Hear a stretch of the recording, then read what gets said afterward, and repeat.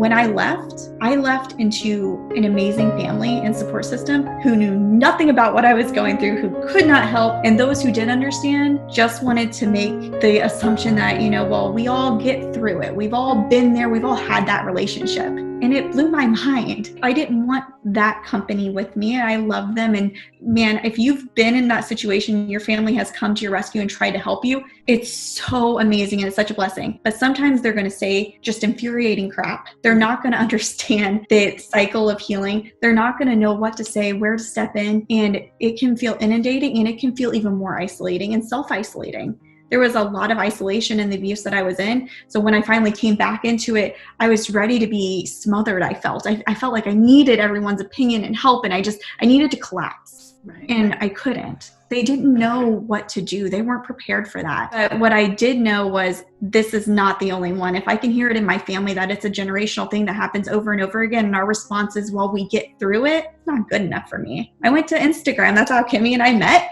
I went to Instagram and just started posting. I just posted everything that I was feeling, the things that were unfair, the inequity in the court system, the brokenness, and this feeling of helplessness. And I wasn't met with questions, people who needed to hear me explain everything, people who questioned the abuse that I went through. I was met with thrivers, people beyond surviving that were like, no, you are right. And that's the validation that I needed to keep going. Because some days you don't want to keep going. There's a whole community of people who are ready, who are supporting each other, who are already doing it. What if we could also be the conduit of just letting the survivors do what they do best? And that's band together and fight and not let anyone go alone and break that isolation. We fully believe that healing is done in community. But there was one thing that really drove the mission of what we're doing today, and it's that support groups suck. Can I say that? Support groups where there is too much commiseration, where you're just learning and thriving in hate and anger and frustration instead of utilizing that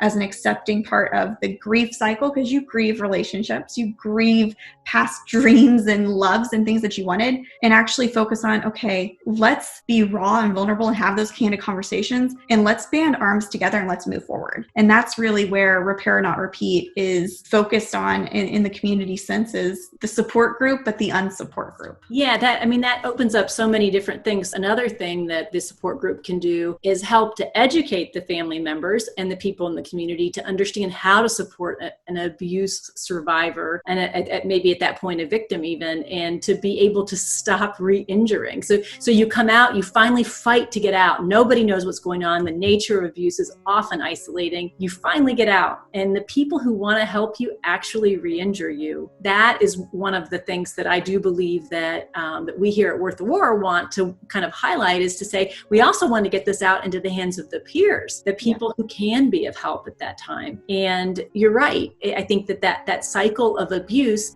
being that it's not known and understood, they re-injure you and say, oh, it wasn't as bad as you think, or you're right, there's these generational things that have gone on in your family that have created trauma that gets repeated. Or I think even worse, they sit before you and they do the victim blaming, and then they don't really understand that what we really need at that point is for someone to understand us and to be able to come alongside and help us to get out of the negativity. But you have to mourn first. So they see you're like you said, this grief phase. They don't understand that. Why, if that really was abusive, why do you grieve it? Mm-hmm. And you nailed it. It's the dream. It's the fact that you believed they loved you. You had confirmation bias. You have all these things going on. If we can educate that. So beautiful that you have kind of pulled together not just an environment online, but that you're able to marry that with the idea that trauma needs repairing and trauma needs healing, and bring that in through your husband, Tim. Sometimes reaching out to the people who are closest to you can be that place of rest and safe if we can keep educating. But the most important words that we want to make sure everybody gets from us is, I believe you. And sometimes it's, I don't know, let's figure it out, because everybody's case is completely different.